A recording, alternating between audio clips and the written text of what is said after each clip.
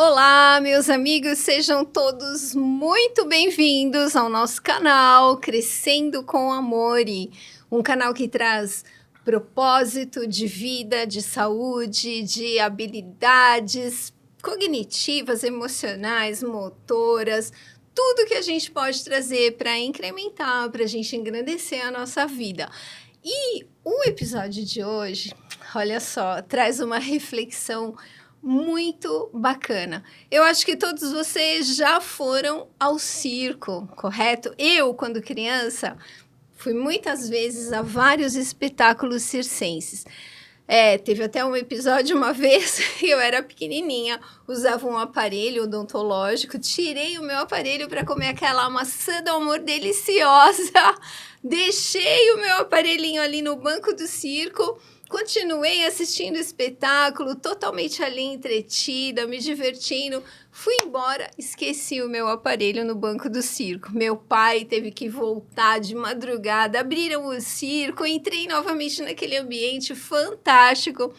São essas coisas que a gente guarda na nossa mente e no nosso coração e que nos trazem assim uma alegria, uma satisfação enorme quando a gente revive, rememora esses acontecimentos. Pois é, o circo, quando a gente pensa no circo, a gente pensa naquele ambiente de diversão, de cores, de música, de magia, muita luz.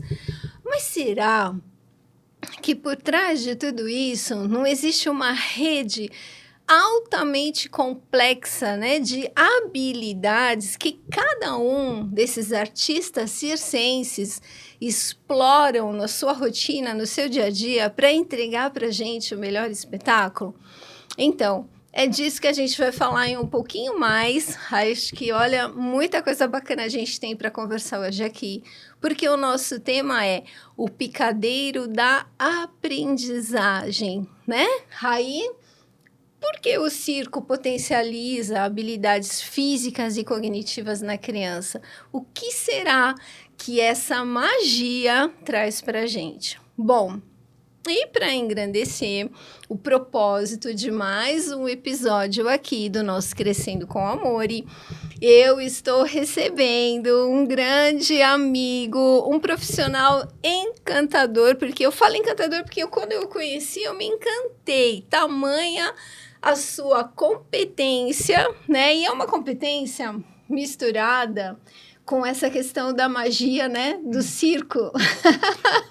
E tá aqui comigo o João Fabiani, Oi, um querida. querido amigo. Tudo bem? E vem nos prestigiar, porque eu sei que tem tanta história aí pra gente saber, né? Vamos falar bastante. E já vou começar, já tô vermelho, já não preciso nem fazer maquiagem, tanta apresentação aqui. Olha, gente, o João Fabiani, esse amigo querido, João Fabiani da Fonseca, professor, educador físico, né, de excelência.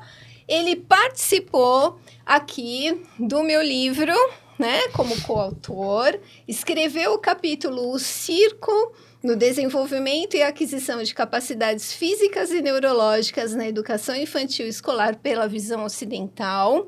Então, nesse capítulo tá assim recheado de informações de tudo que a gente vai conversar aqui um pouquinho hoje, tá? E vamos lá, né? Eu vou ler porque assim, é muito importante a gente saber as origens, né, das pessoas, dos nossos convidados, porque eu tenho um grande respeito por isso. Então, olha só, o nome artístico do nosso professor João Fabiani da Fonseca é Fabiano Stevanovic. Ah, eu acho que esse nominho aqui, ó, já despertou, né, grande curiosidade e em algumas pessoas já deve ter despertado também alguma memória afetiva. Ele é pertencente a uma tradicional família circense, Stevanovic. Olha só, que nome pomposo. Pioneiros do circo no Brasil, com quase 250 anos de história, oriundos da antiga Iugoslávia. Desde 4 anos de idade, aprendeu a arte circense por meio do palhaço. e em seguida desenvolveu suas habilidades no malabarismo, equilibrismo, doma de animais, ensaiador circense, até criar a metodologia da arte circense para colégios. Hoje, como coordenador de circo em diversas escolas, ele capacita a equipe de professores com a metodologia que ele criou e pedagogia do ensino da arte circense por meio do lúdico. Nossa, hein? Pouquinho. Que bacana! Então, eu quero, com certeza, conhecer um pouquinho dessa história, né? Porque circo é algo, assim, encantador. Sim. Mas tudo na vida, né? Tem o yin e tem o yang, o positivo e o negativo, porque são energias complementares. E falando em complementaridade, né? A gente tem sempre que se empenhar, né? Pra gente fazer o nosso melhor. Conta pra mim e pra essa galera que tá nos ouvindo, como é que é essa história circense? Bom, minha mãe é de família tradicional, como você disse, no Stefanovic. Minha família chegou na América em 1900, vindos da Europa, foram para os Estados Unidos, não gostaram dos Estados Unidos, então seguiram até a América do Sul. Certo. E acabaram indo para a Argentina de primeiro momento, né? Aí meu bisavó, já vieram com 3 filhos europeus, nasceram um na Itália, outro na Espanha, outro em Portugal. Nossa, olha só, né? Já estavam lá fazendo... Que legal! O roteiro, né? Roteiro europeu, né? Certo. Aí quando vieram para a América, aí começaram a nascer os outros filhos. Foi um total de 10 irmãos. 10 irmãos. Isso, entre eles estava a minha avó, que é argentina, que nasceu na Argentina. E aí, da minha avó veio minha mãe, um tio, que também é argentino. E aí depois vieram para o Brasil. E aí ficaram, né, desenvolvendo os circos no Brasil. Tiveram grandes circos aqui no Brasil, ainda tem, minha família aí já passou para outra geração, dos primos, né? Hoje são 5 circos espalhados pelo Brasil. Olha, em que regiões? Um está aqui no estado de São Paulo, em Indaiatuba, no shopping em Indaiatuba. Outro está em Joinville, que estava em Campinas, foi agora para Joinville. Outro está estreando em Belém do Pará. Outro está, acho que no Maranhão. E mais um outro circo, eu não sei aonde está. Que bacana. Muda muito, né? A gente se fala às vezes, não é quando assim. Quando a família veio para o Brasil, se estabeleceu em que estado? São Paulo mesmo? Não, começou pelo Rio Grande do Sul e foi subindo, né? Porque como é itinerante, né? O nômade, então o circo não tinha um lugar fixo para ficar. Então eles iam indo, fazendo todos os estados do Brasil, né? E assim foi. E eu falei certo o nome, né? Stefanovic. Ok, me corrige, hein? Hoje você vê, porque era a antiga Iugoslávia, que foi, né, separada hoje, que é a Sérvia, né? E o Montenegro. E aí você vê a grande maioria hoje lá, o sobrenome não tem mais o H, então ficou Vic. Olha que interessante. E o Vic, o que significa? É filho de. Então, Estevão, é filho de Estevão. Filho de Estevão. Olha, gente, que bacana, vivendo e aprendendo, hein? Muitas nacionalidades aí tem o final do sobrenome que vai dizer que é filho de uma casta, né? Certo. Então, é isso, né? O armênio, o Ian é filho de também. Né? Que bacana. E aí, quando eles vieram, minha avó teve minha mãe, meu tio na Argentina, e minha mãe veio para o Brasil, parou de estudar na Argentina e veio junto depois para se dedicar ao circo. Certo. Minha mãe ensaiou durante 4 anos, como fosse uma faculdade, para ser equilibrista. Ela foi a única no mundo a andar no arame bambo, a corda bamba não é esticada, fazer um monociclo em cima dessa corda bamba. Nossa Senhora. Então, até hoje... Já habilidade, hein? Sim, meu avô foi muito exigente com ela, dela ensaiar durante muitos anos para poder aprender, né? Imagino, né? Um ensaio acho que deve ter sido assim, exaustivo. Sim, diariamente, até ele falar, agora você tá boa para ir pro picadeiro. Antes disso, ele não deixava ela estrear no picadeiro. Ela tinha condições de estrear, mas não queria. Ele queria excelência. Você lembra a idade com que ela estreou? Minha mãe, ela começou com 12 anos a ensaiar e com 16 anos, acho que ela já estava 4 anos de trabalho ali diário, né? Para estar em dedicação ordem. Total. Olha que bacana. Dedicação pura. Aí quando eles vieram para o Brasil, minha mãe já estava mocinha, 17, 18 anos, acho, não tenho essa certeza, mas aí ela conheceu meu pai aqui em São Paulo. Meu pai não era de família de circo. Meu avô veio do interior de São Paulo, mas ele tinha uma vontade muito grande de ensinar circo, de aprender a ensinar. Ele era autodidata. Então ele conseguiu ensinar os filhos deles, que eram meu pai e tios, com algumas coisas do circo que ele ouviu falar. Ele não existia internet, não existia nada disso. E aí meu pai se tornou paradista, outra tia contorcionista. Mas eu não sei, mas você acredita assim que... Eu acho que vem de outra vida. Não tenha dúvida, porque não é possível. Não tem como falar. Como que ele aprendeu isso, entendeu? Pois é, que incrível, que história incrível, né? Aí cresceram, eles chegaram a ter, na época existia muito circo, teatro aqui, pavilhões em São Paulo. Então eles trabalhavam com os pavilhões, né? E o Silvio Santos convidou meu avô para trabalhar junto com a caravana do Peru. Então, durante anos, meu avô trabalhou, e meus tios, e meu pai, tudo fazendo a caravana do Peru em circos. Refresca a memória, o que era a caravana do Peru? Era um espetáculo que o Silvio Santos levava nos circos, trazendo cantores, artistas. Então, ele fazia essa brincadeira. Nossa, o cara já era genial, naquela né? época. Que bacana. E uma característica que eu acho dele muito bacana é que ele não pensa exclusivamente nele, né? Ele sempre agrega pessoas, né? Eu tive a oportunidade de trabalhar algumas vezes nos programas do Silvio Santos, e ele, muito educado, quando falava do meu avô, você é o neto do Fonsequinha e tal, entendeu? E sempre muito foi respeito, muito. Que bacana. Era o melhor canal de televisão que a gente ia para trabalhar, sempre era o SBT, né? E o Silvio Santos tinha caravana no Peru porque ele era uma pessoa que falava muito, e ele ficava vermelho, então ele falava o peru que fala. Olha só. Então era a caravana do Peru. Do Peru, tudo a ver, com certeza, com certeza. E aí meu pai foi assistir a equilibrista do circo, ali onde... se apaixonou. A Quarta Comag, olha que coisa, onde a Quarta Comag, ele é a aeronáutica, no Cambuci, montou um circo lá. Meu tio conseguiu montar um circo lá, mas foi uma semana, porque aí o Estado-Maior pediu para tirar, porque é zona militar e tal. Mas, né, em uma semana foi o suficiente meu pai conhecer minha mãe no picadeiro, e aí ele falou, quero ir embora pro circo. Que ele não ia para ser. Aí começou a correr atrás até o dia que eles casaram e tal. Eu tive uma irmã mais velha que faleceu e eu nasci depois, e depois outros filhos. E aí eu fui aprender palhaço com esse meu avô, que não era de circo. Ele me batizou como palhaço com 3 aninhos de idade, me fez uma maquiagem. E meu avô era funcionário público do estado de São Paulo. Só que ele fazia, né, paralelamente, continuou com o circo. O circo foi que deu a vida para ele, para os filhos, alimenta tudo. Com certeza um combustível de vida. Ele veio do interior de São Paulo sem nada, sem lugar para morar, sem nada. Não tinha móveis, não tinha nada. E aí com o circo eles foram aprendendo e fazendo espetáculos, shows. Toda a família tradicional da época, a família Matarazzo, a Maria Pia Matarazzo, eles fizeram festa, faziam festas. Então ia na casa dessas pessoas todas conhecidas aí da época. Você vê a alta sociedade se encantando com o circo. Sempre, até hoje. Até hoje bacana, a gente trabalha, eu não estou mais assim na ativa e com shows, mas o meu irmão que continua, ele trabalha para a alta sociedade de São Paulo semanalmente. Que bacana. Porque eles dão valor assim, no espetáculo circense, né? Eles incentivam a criança a conhecer o circo. Porque infelizmente o circo hoje está um pouco esquecido. As que você vai numa escola, quem já foi no circo? Poucas crianças levantam a mão. Ou às vezes vai com a escola ou não vai, porque a família às vezes não tem tempo, tem muita coisa de entretenimento hoje, né? E a criança hoje, infelizmente, está viciada no celular.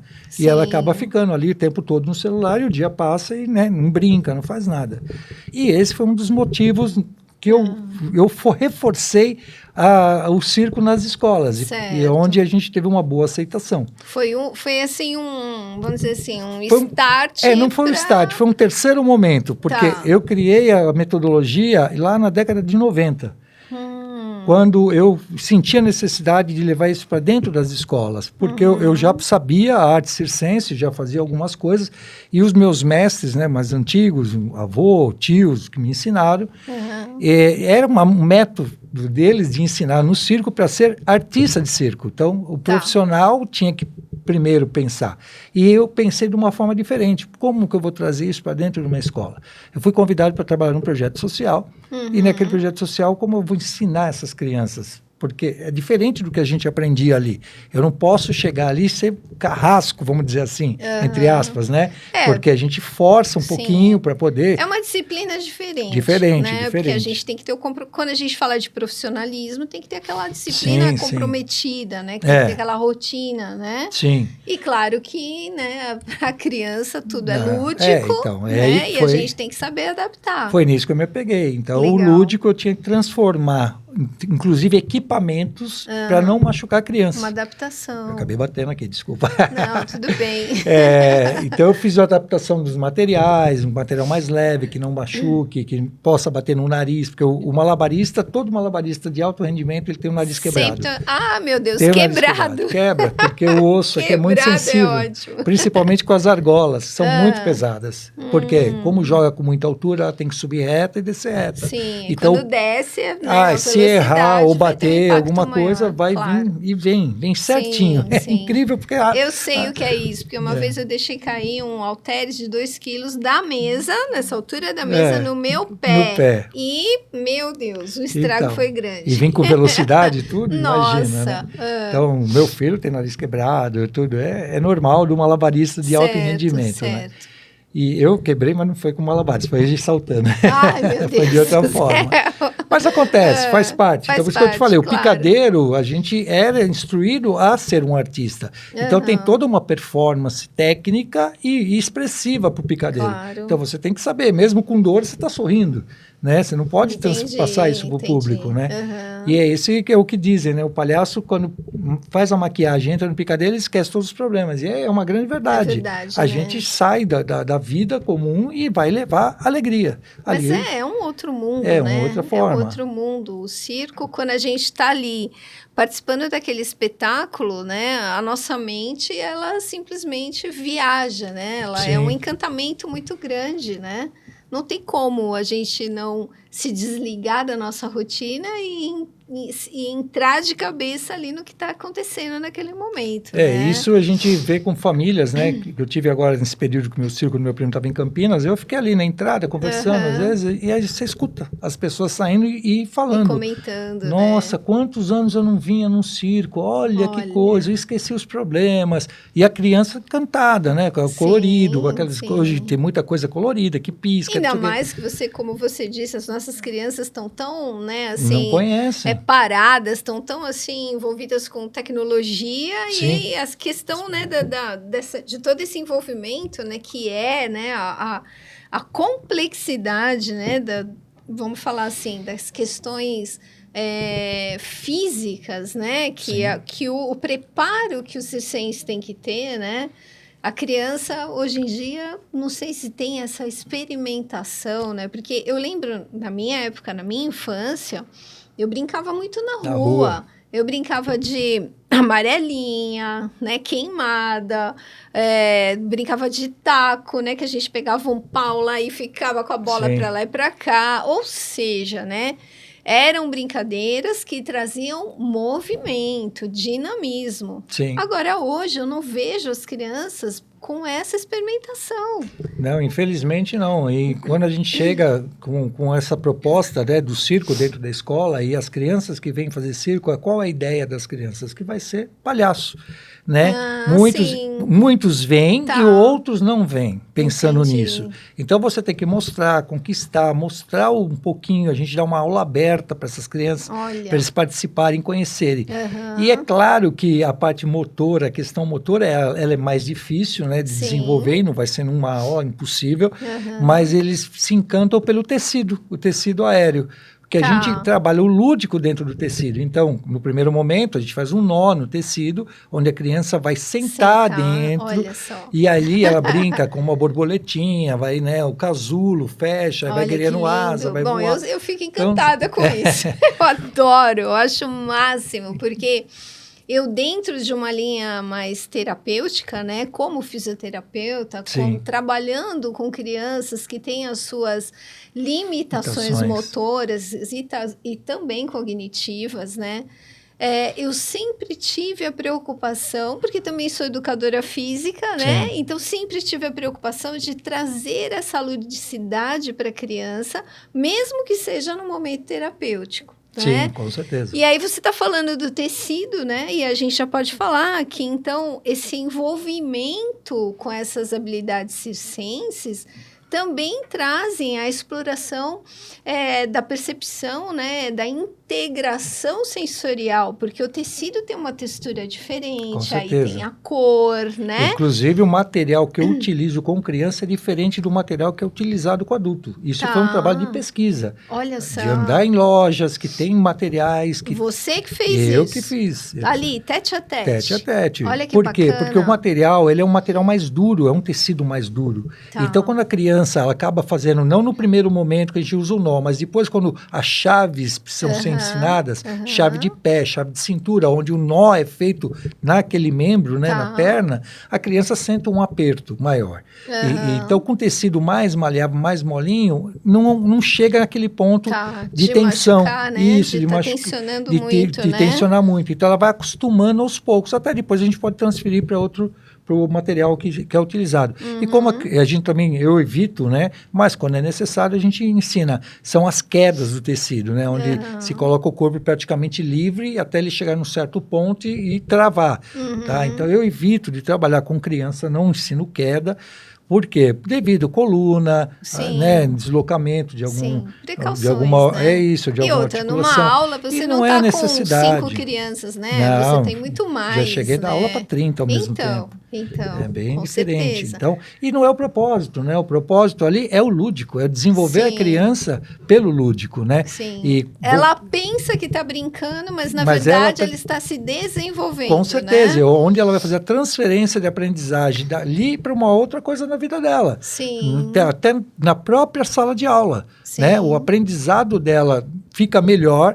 Isso estudos já mostram lá fora que a criança que desenvolveu um circo, algumas habilidades, principalmente com malabares, ela consegue fazer contas bem mais fáceis do que outras crianças. Raciocínio lógico. Planejamento. Total. Que bacana. Neuroplasticidade, ela vai desenvolvendo, né? Os dois hemisférios, né, cerebrais vão trabalhando e tal. Existe um estudo com ressonância magnética que mostra que o cérebro se desenvolve mais com pessoas que fazem malabares. Que bacana. Então, a gente pode dizer para o nosso público que existe evidência científica nesse trabalho circense. Sim, hoje existe muita coisa. Dos anos 90 para cá, existe muita coisa, estudo, inclusive aqui do Brasil, da Unicamp, na Faculdade de Educação Física, o Marco Antônio Bortoleto, que é o líder do grupo lá, chama Circus, o grupo de estudo de circo. E ele trabalha isso, ele vai em outros países e tal, e a gente acaba tendo uns contatos, né? E eu acabo usando das pesquisas também para o meu trabalho, né? Para passar a minha metodologia para os professores que a gente treina, né? Quando você começou a introduzir esse trabalho circense, né? Uma questão metodológica mesmo, educacional, nas escolas... os coordenadores pedagógicos, eles entenderam a proposta logo de cara? Como é que foi? No começo era brincar. Era só passar um tempo, era para a criança, se manter a criança dentro da escola, para o pai poder chegar um pouco mais tarde no extracurricular. Depois eu cheguei a trabalhar, com o passar dos anos, mostrando do desenvolvimento realmente que afetava a criança positivamente, no geral, em tudo, né? Certo. A gente acabou trabalhando até dentro da grade escolar, em algumas escolas, tá? Então, até no momento que você me convidou para fazer o livro, eu estava dentro de uma escola. No dia que você me ligou, eu estava dentro de um colégio. Que bacana. Um colégio novo que me chamou, porque sobre a minha metodologia, e eu acabei trabalhando um período com eles lá. Certo. Né? E a aceitabilidade dos pais, como é que é? De primeiro momento eles não têm ideia do que seja, do que né? seja. Também pensam foge, que é só brincadeira. De um padrão, né? Que vai só passar tempo. Mas eles começam a perceber em casa que a criança mudou. Que a criança consegue ter outras coisas, fazer o que ela fazia no dia a dia. Às vezes tropeçava, a criança tropeçava demais. Que é a criatividade da criança, total. Né? Tropeçar, você está falando, a gente está trabalhando habilidades como equilíbrio, coordenação, tanto motora fina quanto grossa, né? Que mais? Bimanualidade, porque aí a gente já pensa, né, em utilização dos dois hemisférios cerebrais, e aí entra essa questão visão periférica. Visão periférica, antecipa. Eu antecipo muita coisa. Antecipação. Quando vai cair alguma coisa, eu já chego. Você já está lá, né? O seu reflexo Mas eu já não vou. tá lá. Então, o que a gente aprende, que é involuntário, né? É não ir na direção do objeto, é ir por baixo do objeto. Então, quando eu vou pegar alguma coisa que está caindo, eu vou lá por baixo. Então, você elabora essa percepção, tudo ali em fração de segundos. Você tem que já... Claro que eu já sou uma pessoa treinada, Sim. mas a criança começa a perceber isso, né? Sem a gente falar muito, porque eu evito de dar tanta informação. Sim. Eu gosto que eles percebam neles. Aí depois a gente faz um feedback, fala, você não percebeu que você fez isso, isso? Ah, é mesmo. Aí a repetição, é claro, que fica depois, fica automatizado, né? Não, e eu acho que pensando bem aqui, né, em tudo isso que acontece, todo esse roteiro aí de aula e tal, a percepção do próprio corpo, né, da criança também deve melhorar muito, né? E a gente acaba com aqueles bullying, né, do gordinho, do mais lentinho, do mais, né, desajeitado. Uma coisa interessante, né, do circo, que já vem lá dos primórdios, né, do circo, porque o circo ele tem fases na humanidade, né? O circo tem mais de 5.000 anos na humanidade. Começou na China. A origem do circo também é China? É chinesa. Olha isso, Existem não imaginava. Grafias, né, em pedras, né, rupestres lá, e mostram alguns equilibristas, na Índia, malabaristas. Eu não sei se essa história é verdadeira, mas o malabares vem de um nome, que é o que dizem, de uma ilha chamada, que era na época, Malabar. E as pessoas dessa ilha faziam malabares. Isso, então virou o nome Malabares. Olha que bacana. Né? Apesar que esse nome a gente dá em português, né? Em outros países, nos Estados Unidos é jungle, em outras formas de falar, né? E o engraçado que eu ia te falar, né, que o circo moderno ele vem de 1870, mais ou menos, com Philip Ashley, que era um cavaleiro inglês que criou o primeiro picadeiro. Por quê? Porque ele era um treinador de cavalos. E os cavalos, para andar em círculo, ele precisou pensar nesse circuito redondo, onde o cavalo ia andar e ele conseguia manipular os cavalos da forma que ele queria, que era a doma. Só que aí ele convidou os saltimbancos, que eram as pessoas que trabalhavam nas ruas, que eram os artistas de praça, de rua. Trouxe para o espaço dele. Só que quando chovia não tinha apresentação. Aí ele criou a lona do circo. Então, ali o circo começou, né? Então, não tem tantos anos, né? A gente pode... 1870, a gente tem, falando de 150 anos aí, né? 170 anos, mais ou menos. E onde foi criado o primeiro circo da era moderna. Então, hoje já tem uma outra fase do circo, que é o circo contemporâneo. Circo novo, né? Que é o circo de Soleil, que foram utilizados muito atletas, deixaram de trabalhar como ser atletas e migraram para o circo. A convite dos, né? E aí foram treinados como artistas. E aí foi associada, né? Agregou a tecnologia. Com certeza. Né? E o que eu queria te falar, que você falou da criança do bullying. O circo, ele sempre foi inclusivo. Naquela época que o circo ainda não tinha esse formato, existia a mulher barbada. É mesmo, a gorda, é verdade. Os siameses. É verdade. E o circo agregava essas pessoas como família.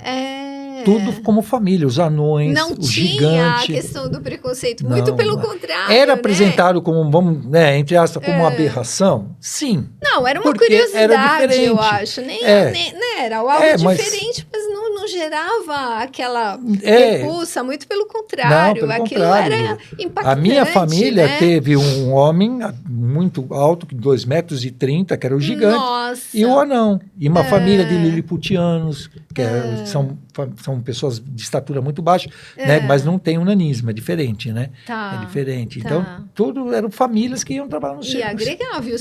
O circo aceitava e vamos trabalhar o lado artístico de tudo isso. Então, trazendo isso para o ambiente escolar, também a gente agrega, a gente traz aquela criança. Eu tive uma aluna que ela estava sobrepeso, né? E ela não conseguia fazer as outras coisas. Tudo que a gente dava de proposta não conseguia. Aí eu tive que pensar, eu falei, como que essa menina vai fazer uma apresentação no final do ano sem ela poder fazer nada, né? Eu vou ter que ajudar muito ela, e eu não queria, eu queria que ela... Que rolou. Aí, hoje, com o advento da internet, a gente começa a pesquisar, e encontrei uma apresentação de uma mulher obesa que fazia uma apresentação sobre bola suíça.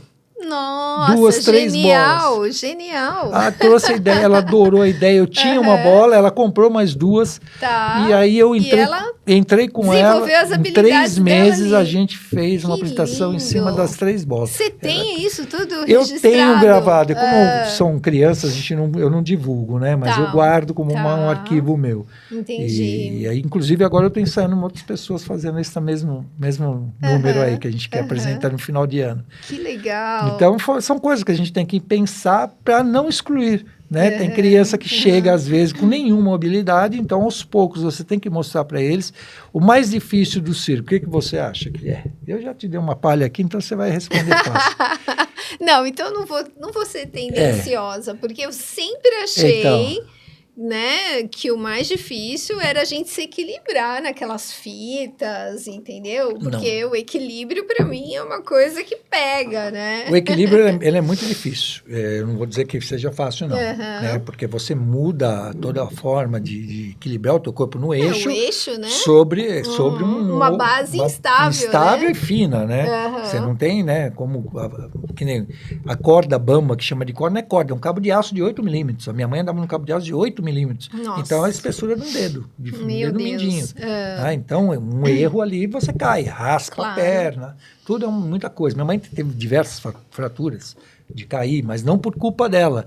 Eram terrenos muito arenosos que a estaca onde prende, ela saía do lugar na hora que ela fazia algum movimento e aí acaba caindo. Olha só. Caiu em cima de caixote, abriu o rosto, quebrou o braço. Então, uma série de coisas, de acidentes que pode acontecer, né? Sim, porque o circo, ele está propenso a acontecer. Hoje em dia, menos. Por quê? A gente tem hoje a ideia de usar um equipamento de segurança. Antigamente, o artista de circo era o super-herói. Ele ia se apresentar, queria mostrar o máximo. Se jogava, né? Ele queria se mostrar, ele mostrar o máximo dele. Podia acontecer muitos acidentes, né? Mesmo com animais, tudo. Hoje não. Hoje existe uma segurança da pessoa com cinto e uma corda que a gente chama de lonja, que era a forma, de ensaiar antigamente. Como se ensinava o circo colocando um cinto e depois tirava para apresentar. Só que hoje não, hoje se continua usando, mantendo para evitar um acidente. Né? Então a lonja faz parte hoje do ambiente do circo. É o CIPA, né?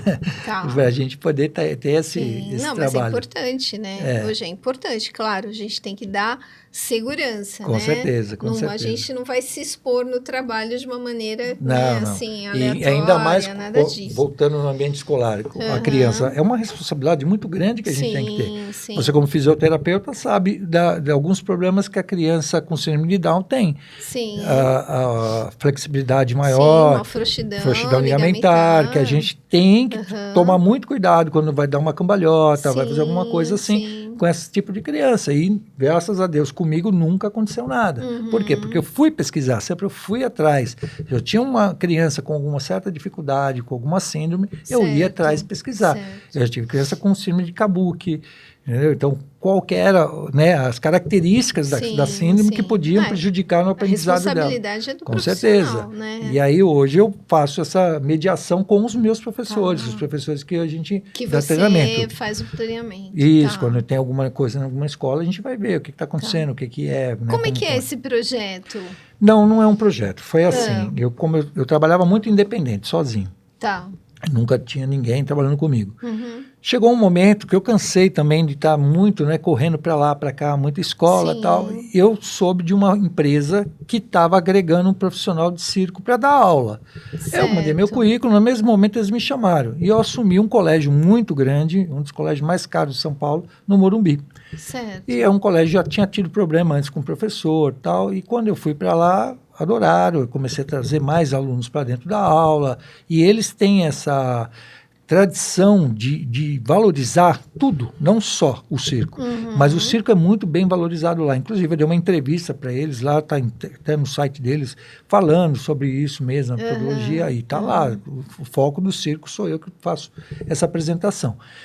E aí eu fiquei 6 meses dando aula lá até o final do ano e fiz uma proposta. Falei, escuta, se você me der um cargo de coordenação, eu trago a minha metodologia para transferir para outros professores e a gente distribui para mais colégios.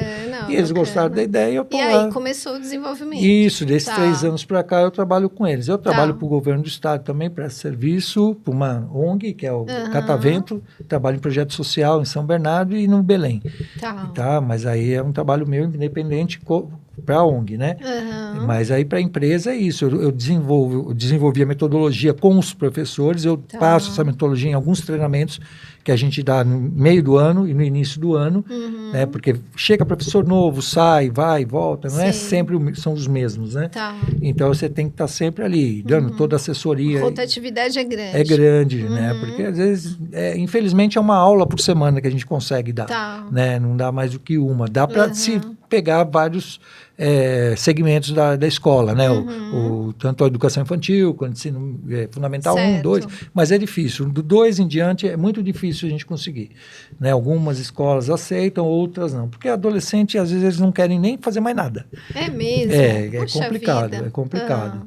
Aí, hoje, o circo está muito nas academias, para um desenvolvimento físico. Certo. Então, o que você vai encontrar em academia? Tecido, lira, trapézio, margola, entendeu? Então, o pessoal trabalha o circo dentro da academia para desenvolvimento físico, né? Então, é outra forma do circo também estar presente dentro. Mas o que é mais difícil?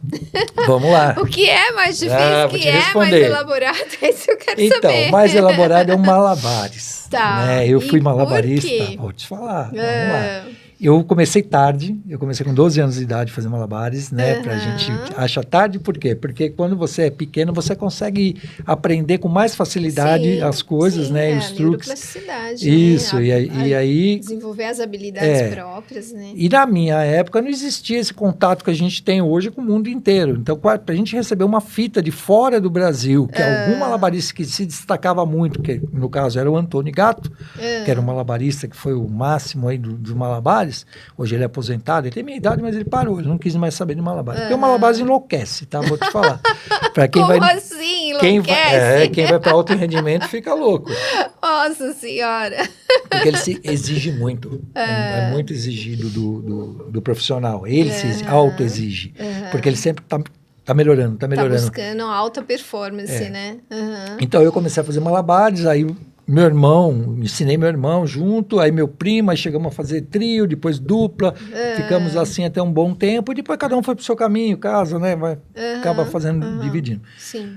Aí nasce meu filho mais velho, que é o Caio. Com 1 ano e meio, ele começou a ficar fascinado em assistir fitas de vídeo de malabares minhas e do meu irmão. Certo. E a gente fez uma temporada do Shopping Eldorado, onde fazia todos os dias no mês de julho, nas férias, 7 apresentações por dia. Nossa então tinha muita Senhora. gravação Nossa. e ele assistia. E esse menino, que nem hoje a gente vê criança vendo esses desenhos, alguma coisa, ele ficava vendo malabares. E ele ficava, assim, vidrado e já começou a pegar algumas coisinhas, querer jogar. E eu comecei a mostrar para ele, porque era uma bolinha e tal. E assim foi. Ele foi pegando gosto, foi crescendo, foi pegando gosto e foi aprendendo até começar a jogar 3 clavas. Aí ele sozinho foi querer aprender 4, 5. E aí eu falei, agora é por sua conta. Agora eu não tenho. Agora o malabares ele é muito solitário. Tá. Porque você tem que treinar. E se treinar muito perto das pessoas, pode cair na cabeça dos outros. Sim, então você tem que trabalhar muito sozinho. Né? E aí o Caio começou a se dedicar a ir atrás também. Aí começou o advento da internet. Ele começou a ter contato fora, conversar com pessoas lá de fora e tal. E, inclusive, quando eu estava fazendo a educação física, eu fiz uma entrevista com um perito, que foi um deles, foi o Antônio Gatto, o melhor do mundo. O Caio que fez essa intermediação de falar inglês com ele. E era uma pergunta só. Onde você enxerga que o malabares troca de amador para profissional? Essa foi a única pergunta que eu falei. Quando todos foram unânimes, falando o quê? 5 objetos. A partir de 5 objetos, aí se torna aí fica sério. Nossa. Porque são 5 objetos no ar, depende de volta, né? Certa, altura. Imagino, a especificidade do movimento, total. né? Da concentração. E eles conectam, coisa que na minha época a gente não fazia, conectar truques, que é estar jogando um malabares assim, básico, de repente ele sai daquela posição, vai para uma outra e volta para aquela. Nossa. Então tudo isso o cérebro está ali, ó, constantemente funcionando. Então, imagino, nossa. E calculando força, calculando distância, tudo. Eu acompanho o Caio no Instagram e acho fantástico fantástico, né? Os vídeos que ele coloca lá, eu fico assim, pensando, meu Deus, como ele consegue, porque ele usa o que lá, a quantidade máxima que ele põe. O Caio joga algumas quantidades, porque cada elemento, né, cada material, existe um limite também, né? Porque para pegar na mão, existem alguns aparelhos hoje para você colocar na cintura, para tirar argolas, tá? Então ele consegue sair com 9 argolas na mão e 2 no aparelho, jogar 11. Senhora. Agora, jogar 11 para cima, imagina a altura que você precisa jogar. Imagina aquilo caindo na minha cabeça, entendeu? É complicado. Meu complicado. Deus. E o Caio hoje ele tem 10 recordes mundiais. Nossa, que bacana. Parabéns, Caio. É. Parabéns. Vou registrar aqui o meu parabéns a você, viu? Pela competência, disciplina, né? Dedicação, porque dedicação full time, né? Total. Todo dia. Hoje o Caio é um atleta do Malabares, ele se dedicou, ele fez doutorado, né? Ele é biomédico, fez doutorado na Unifesp, mas ele chegou um momento da vida dele e falou, hoje eu quero ser malabarista agora em full time. E foi. Aí, então ele tem alimentação regrada, ele faz atividade física diariamente, ele treina diariamente. Olha. Aí a primeira vez ele foi para a WJF, que é World Jungle Federation, que é um campeonato mundial de malabares anualmente, é dos Estados Unidos. Então ele foi com 18 anos em 2010, perdão. Ele tinha, porque em 2000, acho que ele foi. Não tenho exatamente. 18 anos é de em 2008, perdão. 2008. 2008 o Caio foi para Las Vegas, sozinho, por conta própria. Olha só, que ele danadinho. Comprou a passagem dele. Bom, resumindo, ele participou lá no meio de todos os americanos e um russo, ele ficou entre os 5 melhores. Olha, ali no primeiro momento. Aí agora em 2024 ele foi convidado e ele foi para a França, quando estava tendo as Olimpíadas. Eles fizeram uma apresentação para o Comitê Olímpico, inclusive o Malabares pode ser que entre hoje como esporte olímpico também, porque no mundo o Malabares também é visto como esporte. Não, você está falando de coisas aqui, eu estou pensando, poxa, é uma informação que as pessoas não têm. É aí que eu quero chegar. Né? O Caio foi campeão mundial em 2024. Ele tem o troféu, ele tem medalhas, se você olhar o Instagram dele. Ninguém no Brasil falou sobre isso. Ninguém sabe disso. A ESPN americana falou, a ESPN europeia falou, e aqui no Brasil ninguém falou nada. Não existe um incentivo, nada, é tudo por conta própria. Ele faz porque ele gosta, porque ele quer, e ele veste a camisa do Brasil. Ele mostra que ele é brasileiro. Certo. Todo mundo sabe que ele é um brasileiro. Ele tem patriotismo, né? Mas ele não recebe nenhum apoio. Nenhum, nem privado, nem público. Nada. Isso é triste, né? A gente está falando aqui no momento down aqui do nosso podcast, mas a gente tem que colocar. Mas é importante colocar. Claro, porque quem sabe, um empresário pode patrocinar um malabarista. Não só o Caio, existem outros. Existe o Anderson, um rapazinho também, que por conta própria viaja. E assim, patrocinar sonhos, como você disse, o Caio é biomédico, formado por uma universidade federal do estado de São Paulo, pública, ou seja, né, estudou, se dedicou aos estudos, fez lá a progressão, né, acadêmica, mas o sonho dele é o Malabares, pelo jeito, né? Sim, sempre foi. Então, assim, incentivar um sonho, né? E imagina uma representatividade dessas, né? Do nosso país lá fora. Isso é lindo de se ver. É né? verdade. Então, acho que os empresários têm mesmo que pensar nesse patrocínio, né? Sim. Porque é algo, assim, diferenciado. Já que estamos nesse assunto, eu só vou escapar um pouquinho aqui. Manda bala, vamos lá. O circo, em dezembro de 2025, o circo foi considerado patrimônio imaterial do Estado de São Paulo. Estive com a secretária de Cultura, ali no Mundo do Circo, onde tem o Parque da Juventude, né? A gente teve uma homenagem, que teve o Troféu Picadeiro, que está tendo agora, voltou, depois de 20 anos, voltou o Troféu Picadeiro. O ano retrasado, o Caio foi campeão, ganhou o Troféu Picadeiro aqui no Brasil, só que ele não estava, ele estava na Suíça, eu que fui receber por ele, ele estava a trabalho, representei ele, tudo. E agora, depois disso, de dezembro, né, que foi no estado de São Paulo, já estava tramitando no Congresso Nacional uma outra lei também, o circo também foi considerado desde março ou abril, não me recordo, patrimônio imaterial do Brasil, e agora a cidade de São Paulo também. Então, nesses últimos 6 meses, eu estou muito feliz por ter esse reconhecimento do Estado, né? Tanto o federal quanto o estadual e o municipal, fazendo esse apoio ao circo.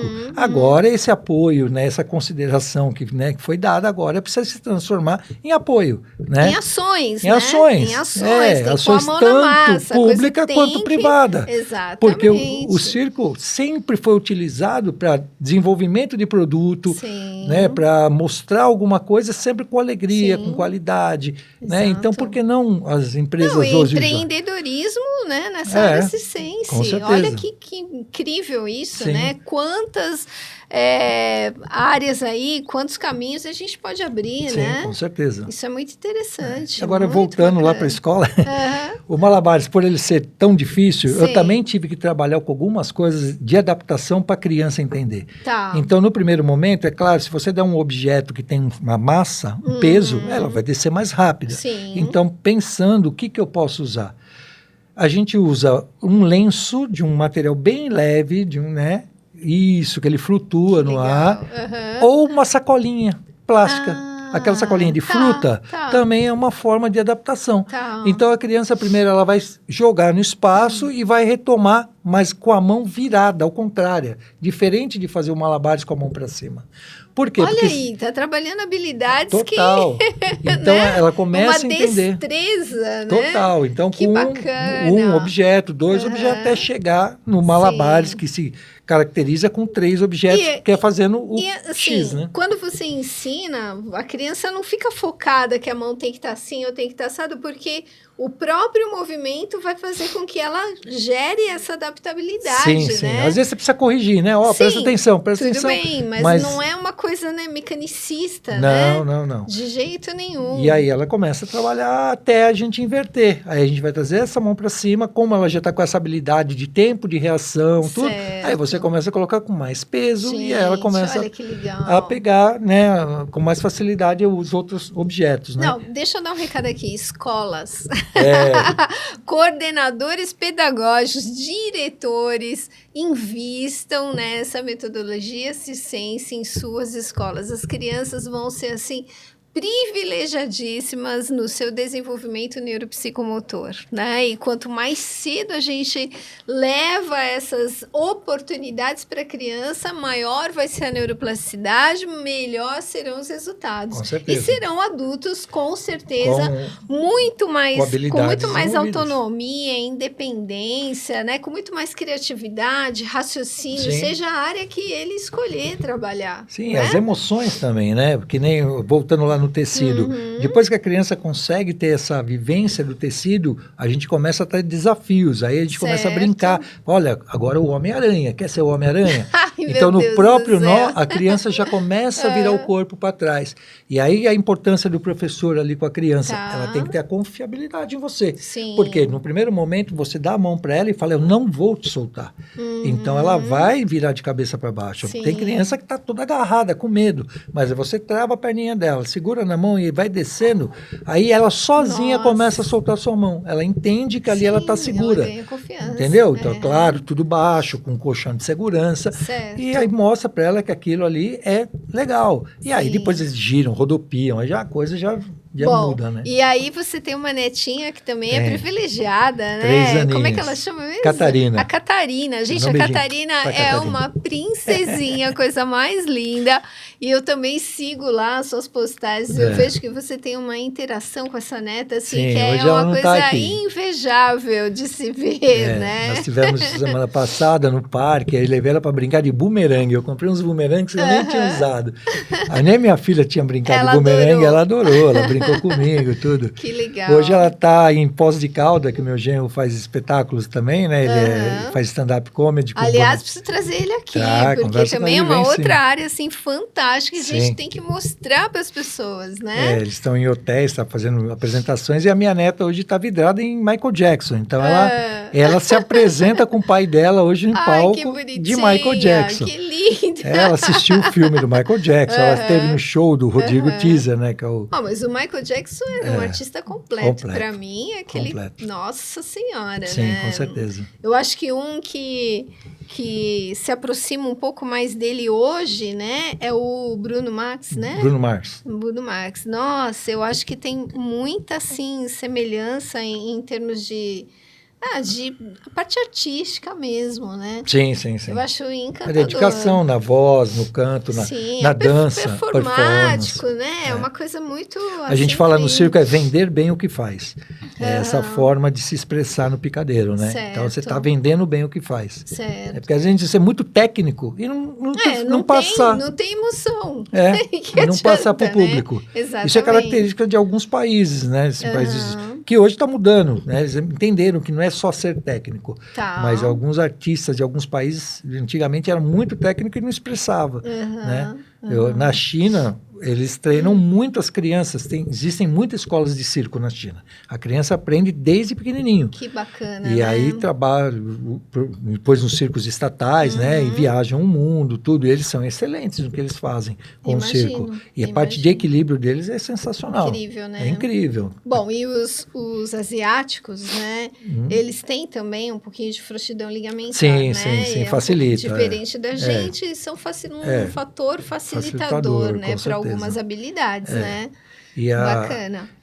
Falando sobre isso, né, que eu faço não é uma comparação, mas a gente percebe e sabe que a ciência diz isso. A questão da menina ter mais flexibilidade do menino, né? Certo. Então a gente consegue trabalhar algumas coisas mais com a menina do que com o menino. Certo. E o menino acaba fazendo mais algumas coisas de força.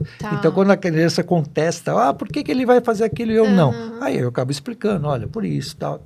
E eles entendem. Então é legal, né? Para entender o seu corpo. Entender a diferença, claro, né? Saber que ali você pode ir até um certo ponto. Você não vai passar daquilo. E os meninos a mesma coisa. Sim. Entendeu? Também, você chega até aqui, você não passa disso porque seu corpo é diferente do dela, tal. Sim. E eles entendem. Isso é bacana, né? A gente tem porque que explicar. se respeita. Exatamente. Existe tem o que respeito. explicar a diferença para ter respeito, né? Com certeza. Isso é muito bacana. E a criança precisa, né, de limitações. Sim, Ela tem que entender, né, os limites.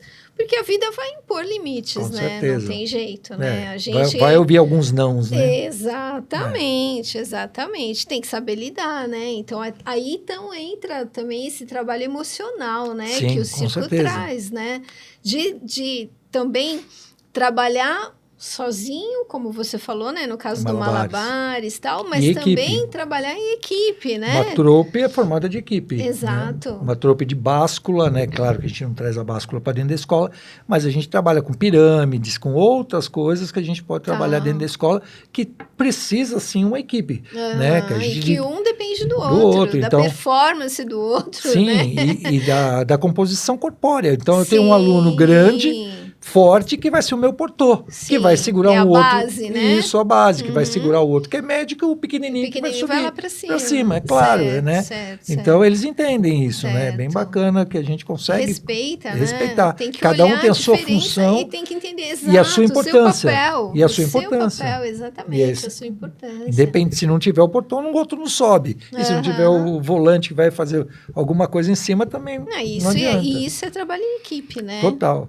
Isso é incrível, né? Quando você tem essa percepção, quando você tem essa clareza, o resultado só pide ser positivo, né? Com certeza. E agora me fala uma coisa, né? Que eu tô aqui curiosa, porque eu trabalhei uma época, né? Em um hospital, em vários hospitais, e eu tava lá num hospital público, trabalhava numa unidade de terapia intensiva pediátrica, e de repente chegaram lá os doutores da alegria. E aí fizeram uma filmagem, tanto é que eu tô lá no última cena do documentário dos Doutores da Alegria, né? Me filmaram lá junto com eles, e assim, o envolvimento é muito grande, né? E aí vem essa questão assim, né? Do palhaço, a importância do palhaço, né? E uma outra coisa também muito importante, que é um trabalho de... um trabalho que não é remunerado, né? Um trabalho de doação, né? Existe isso dentro do circo? Como é que é? O Doutores da Alegria foi uma ideia que ele conheceu nos Estados Unidos, né? Que era o Pat Adams, né? Sim. Que foi o Robin Williams, fez o filme e tudo. E ele trouxe para cá. Eu estive com ele, com o presidente, né? Wellington? Wellington, isso. Sim. Tivemos juntos numa homenagem que teve lá no Teatro Municipal, no Dia do Palhaço, 10 de dezembro. 10 de dezembro, Dia do Palhaço. Palhaço, isso. Não vou esquecer disso, hein? E 25 de março, 27 de março, perdão, 25 é aniversário do meu pai. 27 de março, Dia do Circo, aqui no Brasil. Tá? Em homenagem ao Piolim, que foi um palhaço muito conhecido. Eu lembro. Foi homenageado. Então, ó, 10 de dezembro, Dia do Palhaço. 27 de março, Dia do Circo. Não esqueçam disso, hein? Aniversário de nascimento do Piolim. E eu tive com o Wellington, tive junto com Domingos Montanher, pouco antes dele falecer. Tivemos a mesma mesa, todos caracterizados ali, ganhamos uma homenagem. Porque ele fazia, né? Sim, ele fazia com o Fernando. Circo também? Não, ele não era. Teatro, só que eles construíram o Circo Zani, ele com o Fernando, pessoas que o Circo Zani ainda até hoje funciona, né? Mas é uma outra proposta de circo. Uma formatação diferente, diferente, é um circo menor, tudo. Uma coisa mais teatral, né? Teatral, isso. Mas ele tinha orgulho de falar que era palhaço, né? Então, Sim. Ele era um palhaço de cara limpa, né? Então, era um outro formato, tá? E a gente esteve junto ali, tudo nessa homenagem, eu conversando com o Wellington, falando sobre a ideia dele, né? Que ele trouxe de fora e colocou aqui no Brasil, tudo. E, por incrível que pareça, eu já fazia isso, mas num trabalho bem social. Então, porque eu aprendi isso com o meu avô. O meu avô, na década de 40, 50, quando ele trabalhava lá na Caravana do Peru, tudo, eles faziam espetáculos em hospitais, levavam espetáculos em hospitais.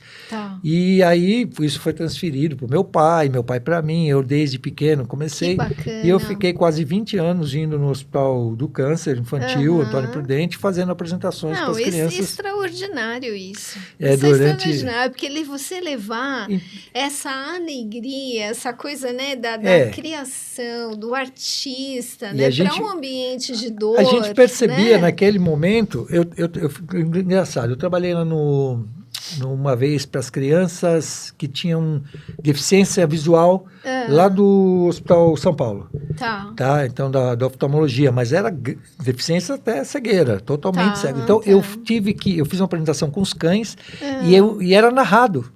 Então, eu narrava toda a apresentação, uma autodescrição do que estava acontecendo.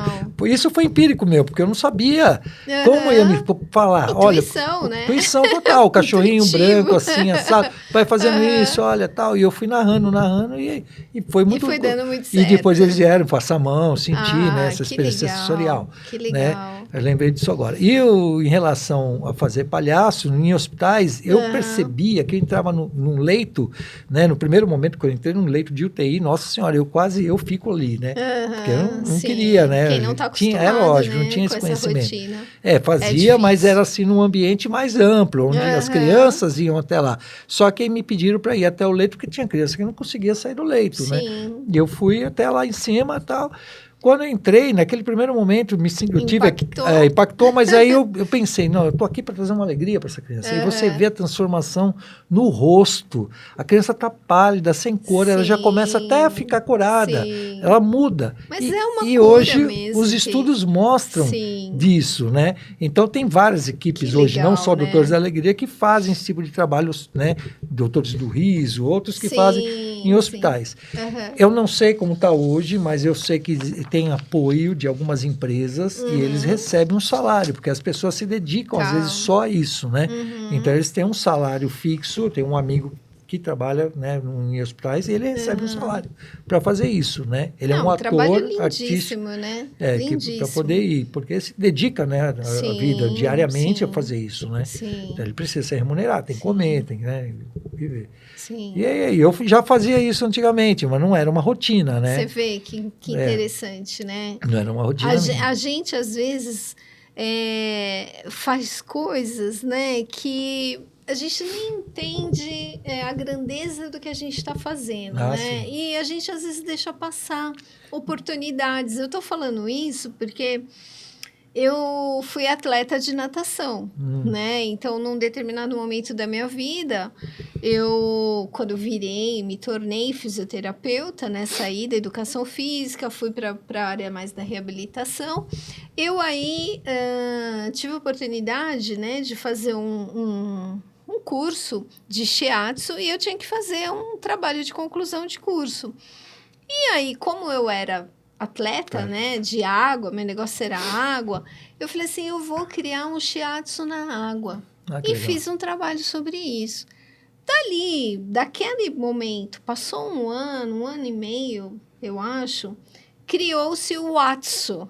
O que era o Watsu? Era exatamente a ideia que eu tive. E quando eu tive o contato com isso, eu falei, Deus, por que a gente não se liga, né? Sim, sim. Olha que coisa. Inovou, né? Uma inovação e a gente acaba passando, né? Sim, a gente às vezes não abraça aquilo como deve ser, né? Abraçado, sim, né? Então, deixa passar. Mas sim, aí fica a dica, viu? Não deixem as oportunidades passarem assim, viu? Às vezes também não é o momento, né? Às vezes não é o momento, né? O momento às vezes é outro, né? Não deu certo, né? Mas o engraçado desse trabalho social que sempre eu gostava muito de fazer, faço ainda, né? Quando me convidam, eu vou. Inclusive, eu fiz contigo lá naquela vez. Lá foi onde a gente se conheceu, foi isso, né? Mesmo. E isso me faz bem, me dá uma energia, sabe? Sim, me dá... Deixa eu contar para a galera. Eu estava como supervisora de estágio, né, numa instituição universitária e um estágio de um ambulatório de neuropediatria e tive a ideia de fazer uma festinha lá para as crianças e acabei conhecendo o Fabiane, que era aluno, né, do curso de Educação Física na época.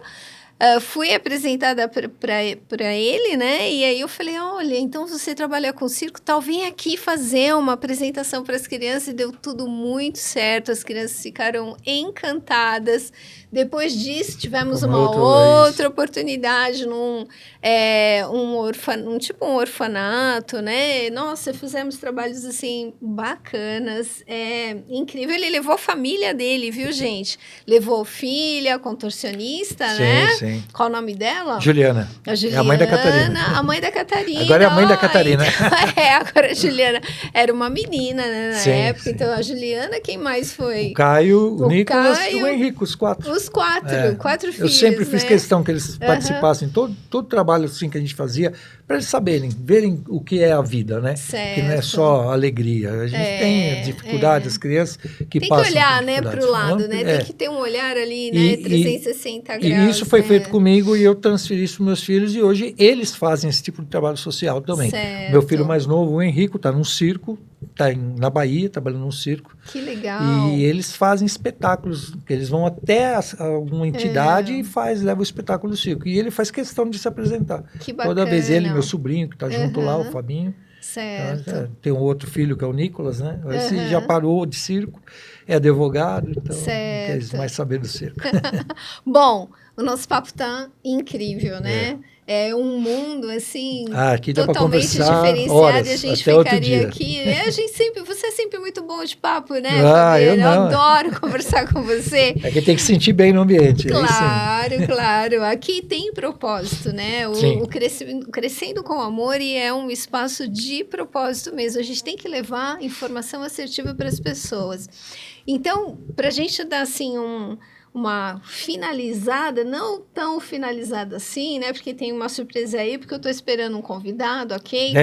Vamos lá. Ele chega daqui a pouco. Deixa uma mensagem, né, para pais, né, e também educadores, né? Como eles podem, né? Qual seria o ideal? Aproveitar toda essa, vamos dizer assim, essa composição educacional, né, de uma metodologia circense. Como é que isso, né, o que isso pode trazer de benefício e como eles podem, talvez até entrar em contato com você, né, ou procurar saber mais sobre isso. O que você deixa de mensagem, por favor, passe para eles. Vamos lá.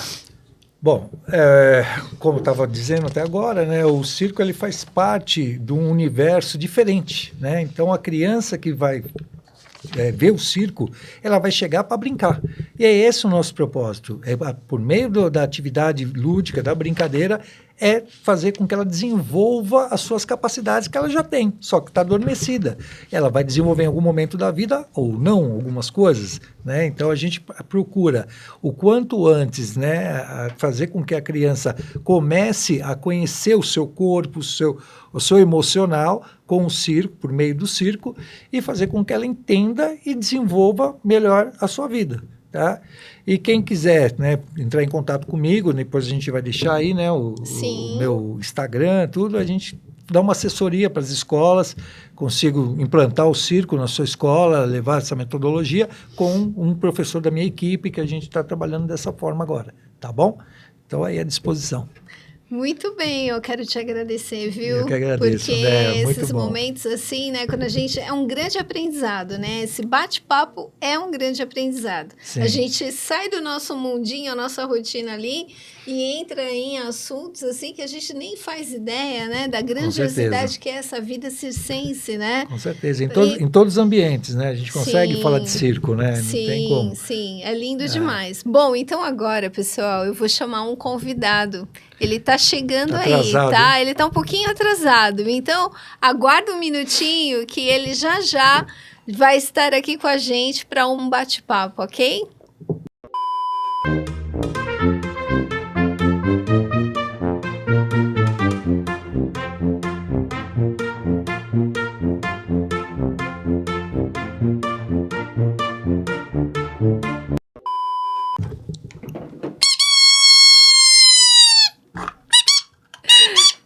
Gente, o nosso convidado especial acabou de chegar! Mingau! Que bom ter você aqui, querido!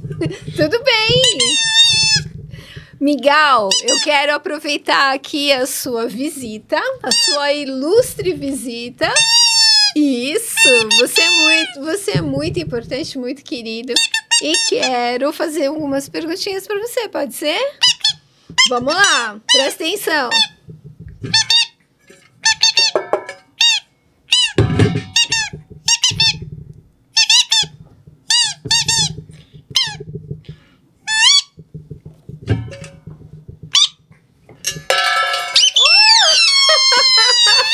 Eu fiz mágica! Ué, mas cadê?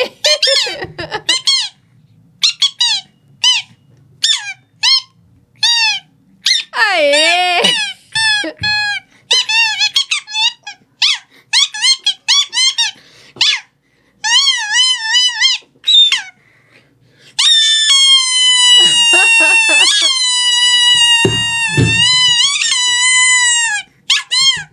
Sumiu! Cadê?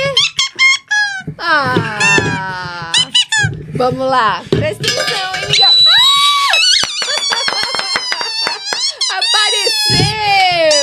Olha só! Olha só! Você é incrível, hein? Vamos lá, Mingau. Eu quero saber uma coisa muito importante. Vamos lá. Quem ensina mais? Número 1. O palhaço ensina a criança, o Mingau ensina a criança. Ou, número 2, a criança que ensina o palhaço. Número 1 ou número 2? Número 2, a criança ensina o palhaço. Sempre. Muito bem. Agora, olha só, hein? Pay attention, vamos lá. O que é que o seu apitinho aí consegue dizer para as crianças que as palavras não conseguem?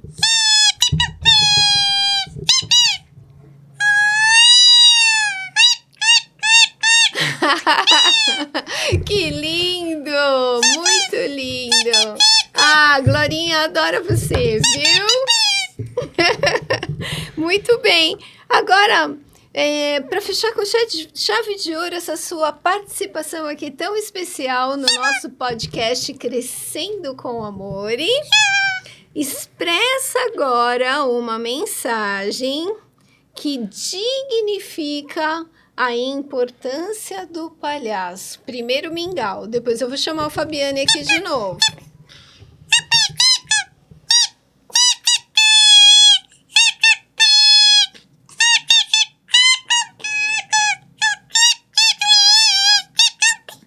Muito obrigada! Ó, meu coração tá assim, ó, batendo forte por você, viu, querido? Obrigada! Vamos chamar o Fabiane aqui de volta. Mais ou menos. Incrível, legal. Muito legal. Bom, eu queria que você fechasse então esse nosso papo com essa pergunta. Você expressa agora uma mensagem que dignifica a importância do palhaço. Vamos lá. Palhaço, ele é a principal chave do circo, né? Sem palhaço não existe circo. O circo tem que ter um palhaço. O palhaço é aquele que sempre ele vai entrar para trazer alegria, independente da vida dele como está lá fora. Então ele vai entrar no picadeiro, ele vai esquecer dos problemas e vai levar alegria para as pessoas, né? Com certeza. Diferente do palhaço europeu, o palhaço brasileiro, que é o que fala, né?